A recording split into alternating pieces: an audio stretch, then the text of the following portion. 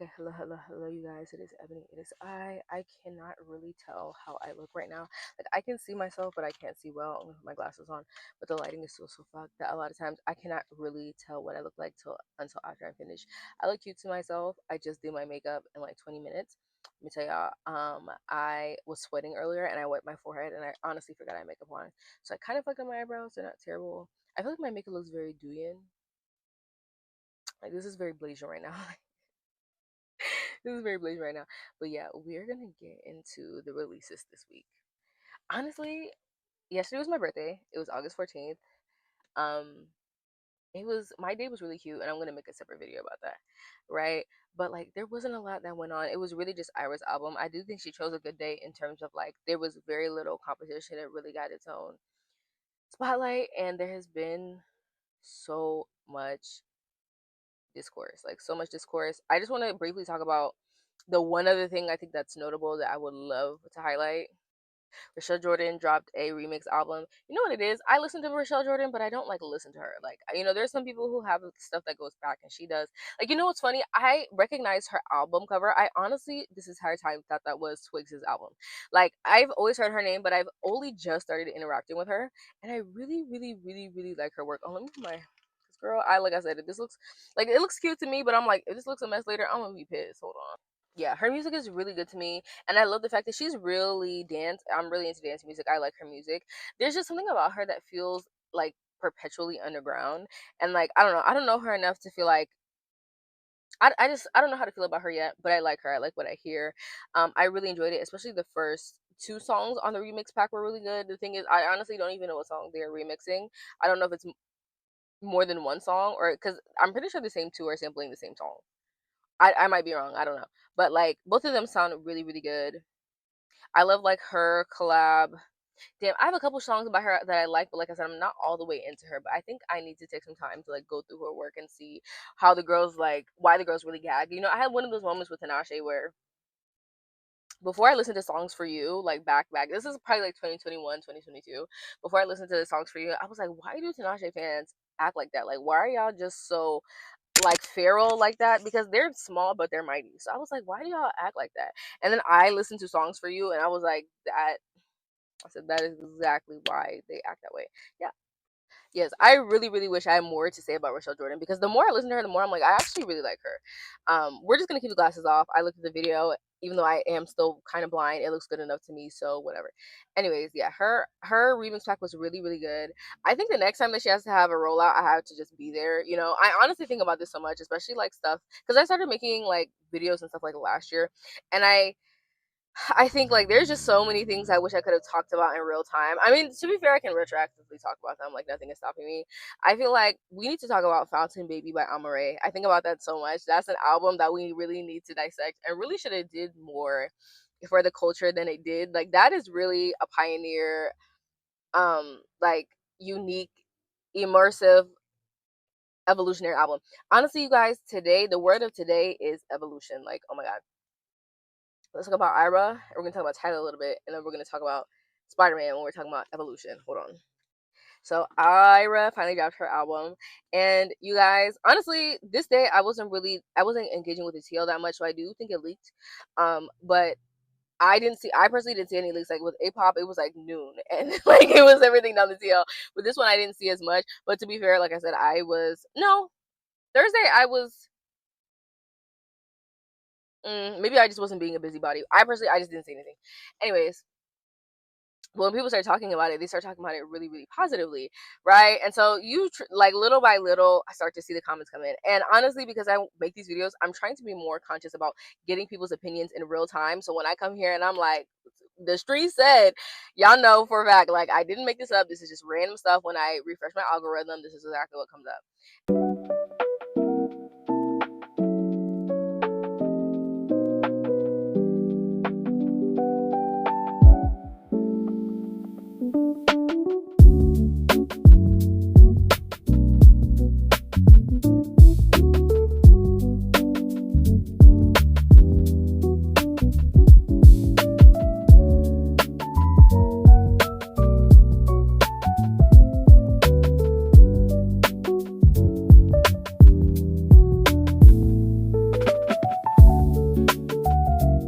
Anyways, but the streets were gagging. The streets were gagging. The thing about Ayra is like small but mighty is really the way to describe her stance. It's really, really, really, really, really strange because people like Ayra Starr, and so they engage with her normally, but at the same time, she does have a dedicated group of fans. It's just not very big. She's somebody who's like, she's like a GP darling, but like I feel like she's especially that for the Nigerian side of it all. Like when it comes here, not like the girls know her, but they don't really listen to her all the way. Um, but you know what it is? Ayra, like, let's just start it off. Ayra is just likable. She's a likable person, at least in the public's perception. The thing about it is, very strangely, it seems like there's a lot of people who like have some energy or don't like Ayra, right? And that's why I'm like, I do feel like Ayra Starr is a GP darling. Like, I do feel like the public loves her, but I feel like she actually has super bad issues with her peers, and it's really interesting. And so a big talking point of today has been that people just really like Ayra Starr. Like they like her, like, you know, everybody's talking about her, like, and everything is positive. Like I said, it's still quite small, but everything is positive. And so here we go with the bullshit and the stand wars off of something that is very, very organic. Now, I will say, like I said, I was there when A-pop dropped, right? So like, I don't know that I saw so many Ayra Starr fans just going like being belligerent. I don't want to say it didn't happen, but Ebony didn't see it. So when I see today, alongside Ayra doing what she does, it's 12 billion tygers just crashing out. And you guys, you know, okay, before we even get into how people may see Tyla, I want to say this. What irritates me about her fans at this point is the fact that a lot of them move the goalpost in order to win arguments, and they are ready to argue. The biggest thing that's been really confusing to me and that her fans do not have a consensus on is the United States market amazing, and is it the goal, and is it the pinnacle, or is this for the world and it doesn't matter what the United States think? I have always been of the belief, fuck these people. Because not to say that they don't know what good music is, but people people will sleep on things because you're an outsider. Right? That's just the reality of being in a margin. But I do think, especially with these African artists, they just don't get it. The girls who get it, get it. And there are a lot of people across the world, so fuck these people. A lot of these artists, they're celebrities here. They're not necessarily massive celebrities, but they are celebrities. They have some level of fame. I don't think they should be ungrateful for any of it because people know them around the world and they know them very intimately. They listen to them. They are fans of them, right? Like someone had told me that Tornado was doing really, really good in Nigeria. And I was like, I over here, no shade. You might think it's crickets, right? It's not a lot of people talking about it outside of the online space. Um, but like I said, like she's beloved where it matters in her home. So what's the issue? Anyways, but they start these fights because their ego is hurt about how people are talking about it or not talking about it, right? But at the same time, it's like, okay, well, it doesn't matter. Like someone like it just it doesn't really make sense. And I do think this energy of trying to get in where they fit in is the issue. You know what it is? I think there are a lot of people who feel like Tyla should be bigger than she is. And they crash out at the idea that not everything is working in her favor. The issue is today, and honestly, over the past month or so, Tyla, I don't know her, so I cannot speak on her character. But she has so many things around her that make her seem unlikable. And it's terrible because like if it was just about the music, I think that even if people were underwhelmed with her, it wouldn't be so much vitriol. But people they do not like Tyler. They do not like the way that she carries herself. They don't like her stands. And I honestly think her stands are an issue. Like they are incessant. They're very, very passionate. The issue is because Tyla has had a top 10, people treat her a certain kind of way. But at the same time, Tyla hasn't had another top 10 again. So other people treat her a very strong way. She's very, very polarizing. And I said this in some of my videos on her. I've just never experienced, some of it is so positive, and then so much of it is also so negative at the same exact time. It's like unreal the way that she makes people feel so strongly. And somehow, because Tyla makes people feel so strongly, and Ayra's now caught into this, half of the conversation about Ayra's album is about Tyla and Tyla's fans and Tyla's album. And people's thing is now also, y'all posted Ayra, y'all didn't post Tyla. And it's like some of the examples I'm seeing, I'm like, but why would they? And that's why I'm like, I don't want to speak on Tyler's character like I know her, but some people, it's like you did, even if they should get over it, even if it wasn't that big of a deal, things leave a bad taste in people's mouth. Like Tiwa Savage posts Ayra, and people were like, she didn't post Tyler's album. And like, do y'all remember when Tiwa was like sorry on her behalf, and Tyler was like, bitch, I'm not sorry. And to be completely fair, I do not think Tyler necessarily had to apologize for that. But at the same time, it was a slap in the face to Tiwa, who sat there and was like trying to defend her for the fact that there was some confusion. Like, I can understand both sides, but you have to understand after that. But why would Tiwa Savage feel inclined to do those kinds of things, right? And it's just like, and then on the other side of it, even outside of this Tyla situation, there are a lot of women who are really weird to Ayra. And I do think the girls see her as the pinnacle, especially in West Africa, but West Africa is not the world. And that's the thing. Everyone is going for the world, and that's where half of this conversation even comes from. It's like this, who can be the first black girl, the first African girl to do this or that. But like, and I always say this, I feel like Tyla and Ayra fans are very delusional about the fact that they are generally within the same range as each other in terms of style, sound, aesthetic. They're literally the same exact age. Like, you know what I'm trying to say? The same exact age. They might not necessarily be from the same countries, but they're both from Africa. They're both from an experience, and a true, authentic African experience outside of the States.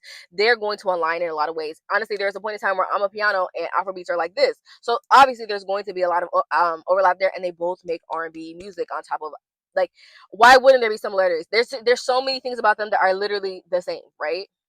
It's just gotten so nasty. I just really wish for Tyla that she, like, there's some people where like they just can't run for certain things. Like, I saw the way the TL was talking about Chloe the other day, and I was like, I don't know, Chloe Bailey can uncoordinate herself to these people, and she doesn't necessarily have to. She can be herself, but like, do you want to capture them? And that's what I'm saying. It's more of a question of, do you want to capture these people after all these fighting? Because a lot of it comes from ego, from what people feel like these girls should have. Do you want to capture them, or do you not care about it? Like, what is really the goal here, right? And that is a bigger question about this sand war. What is really the goal here? Because everyone is fighting, no one is really stomping and dragging on nobody. Let's just be honest, right? But to talk about only the quality of Ayra's album, you guys, I really like it. One thing I really liked, and honestly, I do think it's probably a result of this whole beef, is Ayra was basically like, "No, I'm a piano." No, on my piano. And like I said, it's very much so a very big facet of Nigerian Afrobeats at this point. There's going to be some piano, some drums and shit in there. And honestly, like, just on in my own prediction, I thought that there would probably be a shift away from the sound, like the way it dominates the sound. Not because I just hate South Africa so much. I just think at some point, especially when it becomes such an integral part of a culture that's outside of South Africa, and the Nigerian, and that's another thing I forgot to mention.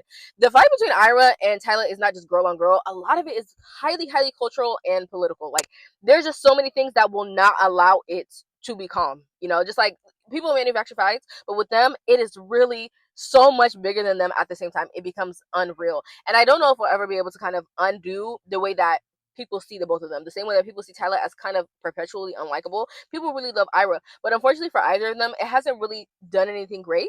But with Ayra's album, someone was like, this is the real A-pop. And you know what it is? I, and in some ways, agree. I definitely in some ways agree. Only because Ayra did what I've been begging the girls to do: make dance music, stuff that can be danced to, stuff that can be vibed to, stuff that is a universal experience that will gravitate to people. And Ayra, I think, so flawlessly did it. The songs Miss Paper and Dance, to me, even Midnights in New York, I think are unreal. And I think this is true African pop. I love the fact that it's labeled Afrobeats because it is very specifically Nigerian. But this is like Nigerian pop music. This is Nigerian dance music. This is Nigerian pop. I think it is very, very true to that. And I do think that, especially like the whole look of it, encompasses this identity very, very well. I am Nigerian. I am a Nigerian pop star. This is what it looks like when they come from my side, when they're my age, when they come against the things that I've come against, right? I think how the reason this album was so good, because not only does it know itself, it knows that it still is yet to define itself. It's just letting it be what it is. Let it, the sound be what it is, be the representation and the image of womanhood, be what it is at the time. Because it is, and I always say this, Afrobeats in terms of women is so underdeveloped, is so segregated. There are just not that many women in Afrobeats. Mind you, we talk about Afrobeats, it's really just Thames and Ayra. There are a couple other girls, but a lot of them are just kind of like underground. If Ayra and Thames kind of is in her own lane, right? That's a beast. Ayra, in terms of the actual like pop girls, hasn't really worked. And there's not too many other girls who are even close to the level. There might be some other female artists, but it's so small. You know, like I was talking about this the other day, how Tiwa Savage was overall, she was like the 25th Nigerian artist, right? So it's not super uncommon. But she was the third woman. And I was like, out of 25, only 3. What? Like, that's just a little bit more than 10%. 1 out of 10. You guys, like, that is terrifying. That is terrifying. That is terrifying. Yeah, but I love it because it doesn't it doesn't necessarily declare itself. Um, it's kind of it's very a sexy state of the union. It's a state of the union that is evolving. The word of the day, evolving. I think in a weird way it feels underrepresented, and it feels like it's trying to stake a way for itself, because it's just not like I was a very young girl doing this, and then her take on pop is very new. Not to say that she's the first Nigerian pop star, but to ever have crossover like this, very very new. Even though Tiwa is huge, Tiwa wasn't crossing over like this, right? Or attempting it. And so I love what New York has done to Ayra Starr. I love Midnights in New York. And to yeah, let's talk about this. Someone was like, I hope that's the next single, and I understand the crossover of it, but you know what I think this album has been struggled with so far is the singles. I'm gonna be honest, the stuff that she released last year, like Hot Body, Who's That Girl, super super good, strong songs to me. I think kind of fit in with this, but I feel like Where Do We Go? I get it, but I don't think it was. I just think it wasn't that interesting. I think Tornado was also just not that interesting. I think those should have remained super cute B-sides that got promoted later. I think Miss Paper should have been a single. Midnights in New York, the Zayn collab.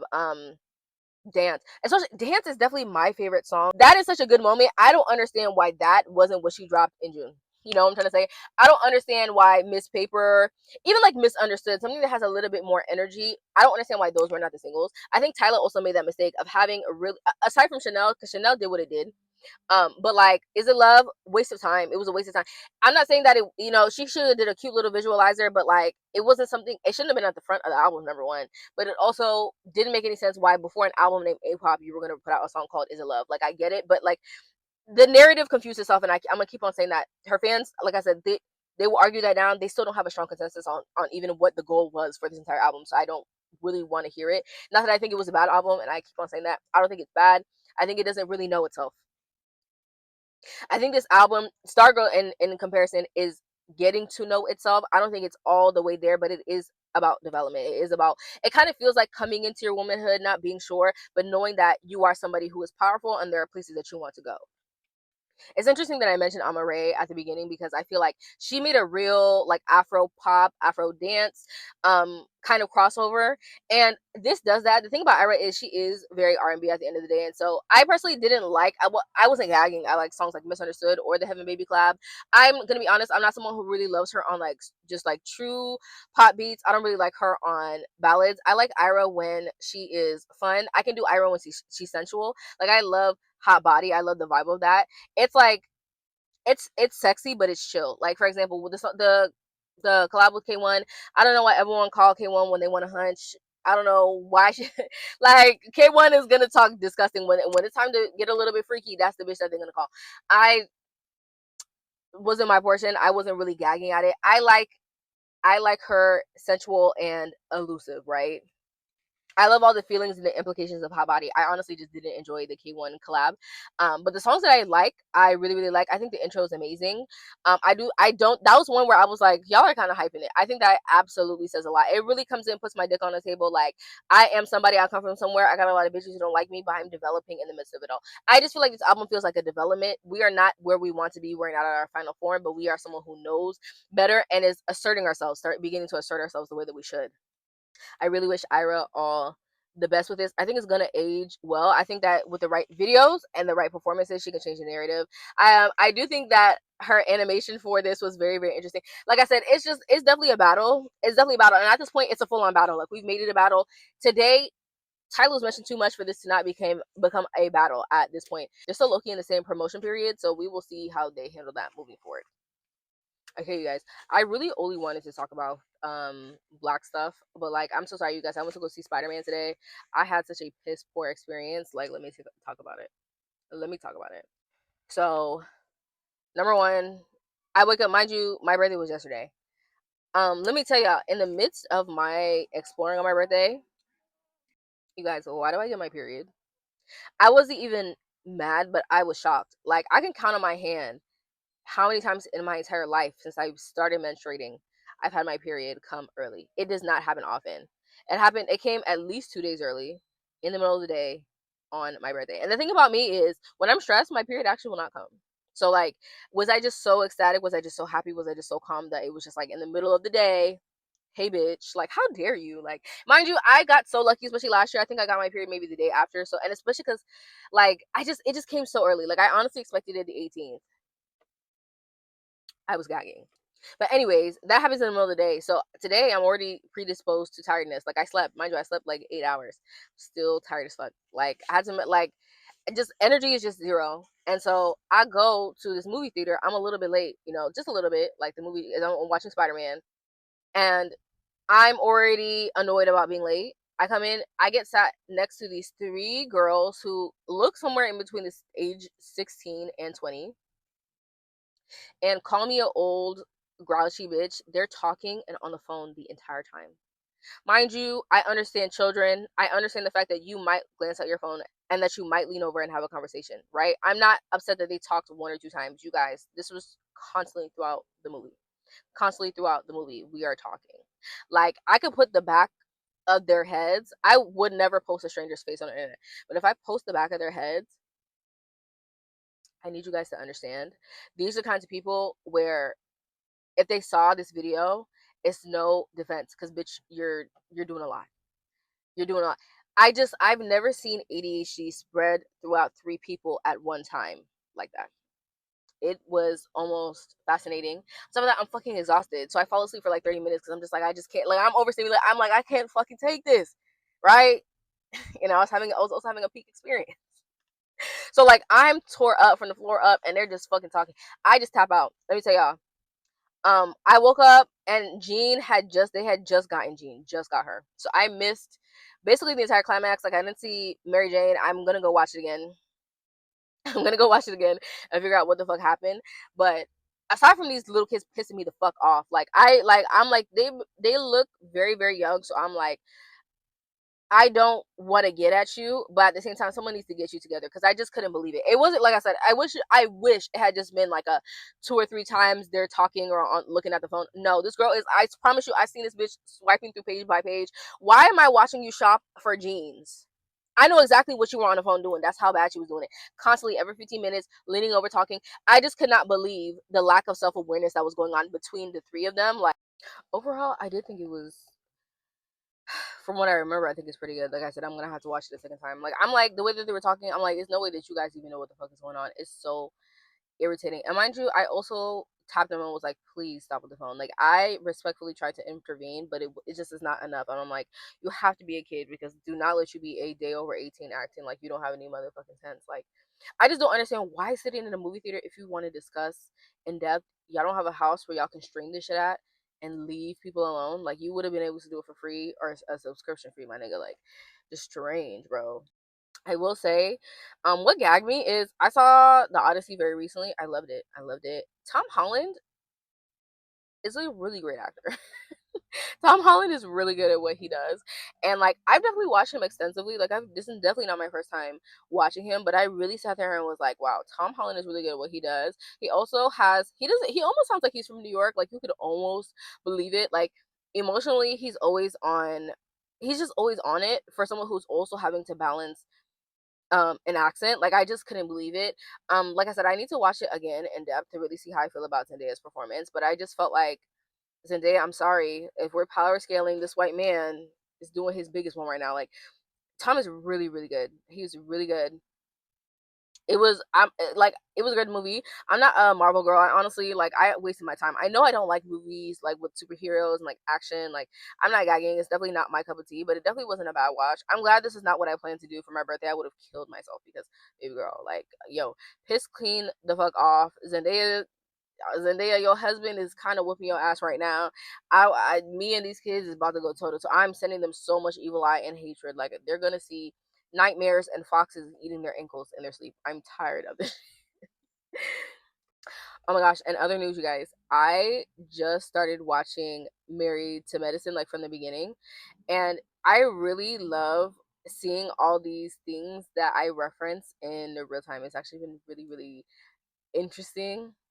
Like the full context for Toya and Simone going back and forth and being like, "This is what I mean when I say you don't think." This is what I mean when I say you don't think. I'm thinking. You don't think. I'm thinking. I love Dr. Simone. I also want to say this, yeah. I love Dr. Simone. I love Dr. Heavenly. And it's so funny that their personalities, it's because they have strong personalities, right? They're both very like, Heavenly practices, like she pretends like she's the submissive woman, but Heavenly has a mouthpiece. And when she wants to utilize that bitch, she goes off. Like she's not afraid to have an opinion. She's not afraid to stand on something, but she does want to be a submissive woman, even though by nature she's not. That's very Martian of her. Simone is just like, I just don't fucking feel like it.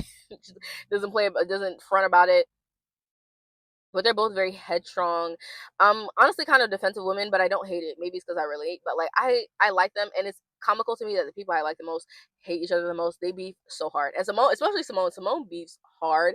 Heavenly will go at anybody for anything, but Simone, when she don't like you, that shit is so she gets so to the soul with it. I really like the show. One thing I will say is that watching it more, I heard a lot about Dr. Jackie, but the more I watch it, I'm like, I don't know. She really like, it's crazy because we're both Leos, but like something about her is just so like, I don't want to comfort Dr. Jackie because she's an accomplished woman. It's not like she doesn't have things to be proud of, but sometimes it's like it's the soul that needs the surgery. That's the best way to describe Dr. Jackie. It's the soul that needs the surgery. Like, I don't know. I'm not saying that she's bad at her job. I just feel like I don't think I would love to talk to her as a physician. You know, I think about that like I don't know. I don't think I would love her personality because she can be very cold. She can be very, very calculated. And it's just like I said, it's a very Leo thing about it. Just sometimes be fucking mean, like be a fucking asshole. So like I relate to it and I see it, but Dr. Jackie just be letting that bitch unleash, and she's so chill and calm with the shade too. Like Dr. Jackie, like that bowling alley scene. Like I am kind of glad Heavenly went as hard as she did because I don't think Dr. Jackie really understands how embarrassing that is. And like I get it, like we all get it, but at the same time, it's like there's definitely a time and a place. Like and that's why I heavily didn't let up on her ass because like you've never been in that position to feel how that feels, right? Because like once you go through some shit like that, you don't think about it just one time, or you don't think about it just one time, you think about it over and over. Sometimes people, you know, they're stronger than others. Like there's certain things that like certain comments that roll off my back. The next fat bitch might take that shit to the heart, right? She can't take it to the chin.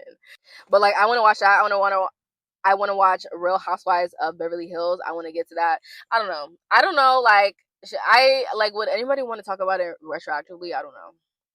I don't know. Like, I binge watched Atlanta a long time ago, so I haven't caught up for a long time. But I don't know. I feel like Married to Medicine is one of those shows where when you have the real context is even better.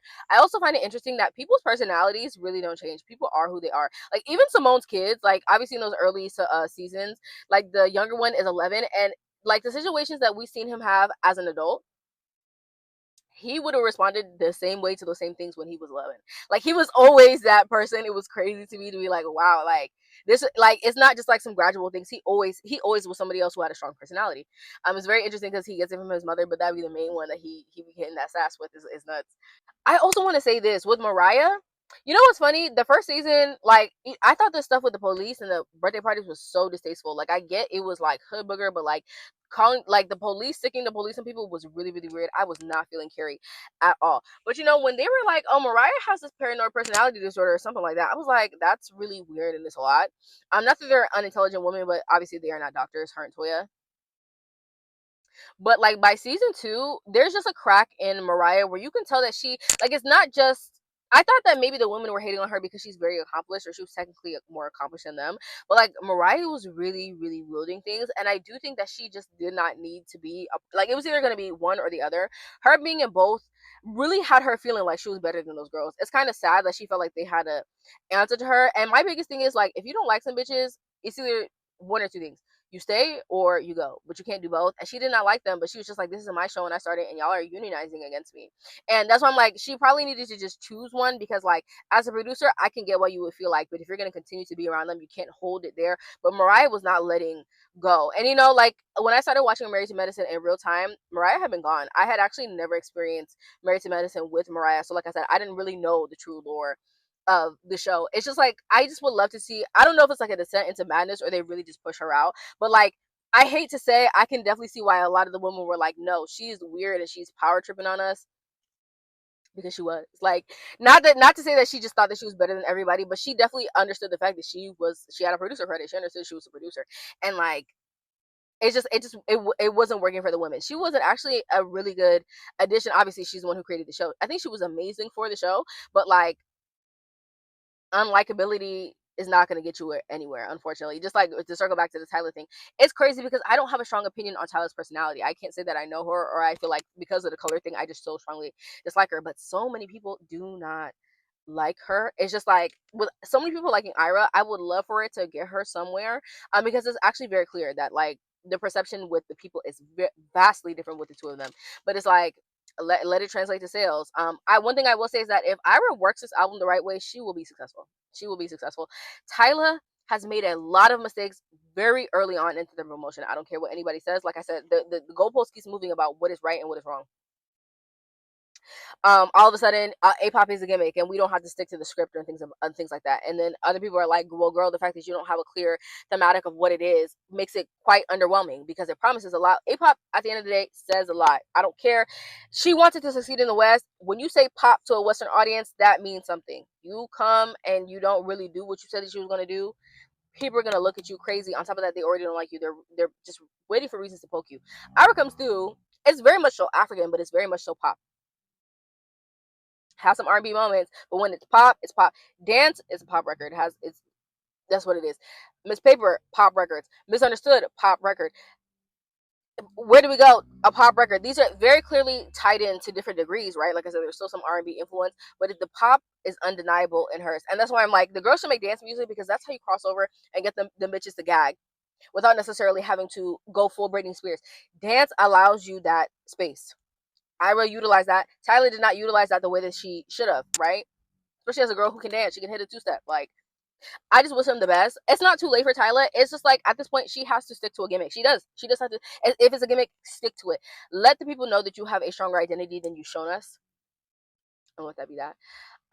With Ayra, you have to choose the right singles from now on. I'm telling you, Ayra, nothing, but either misunderstood, Midnights in New York, um, Dance, or Miss Paper should come out. I don't want to see no other single. No other single. Let it be an A B side. let it be a B side with the Zayn song or something like that. I don't really care if you want to do a dual release like this is motherfucking I Am Sasha Fierce. Do not. I don't want to see nothing else become a single but any of those 4 songs. Please, please, because you choose something else when it flops. I don't want to hear nothing because I warned you. Anyways, I will see you in the next one, you guys.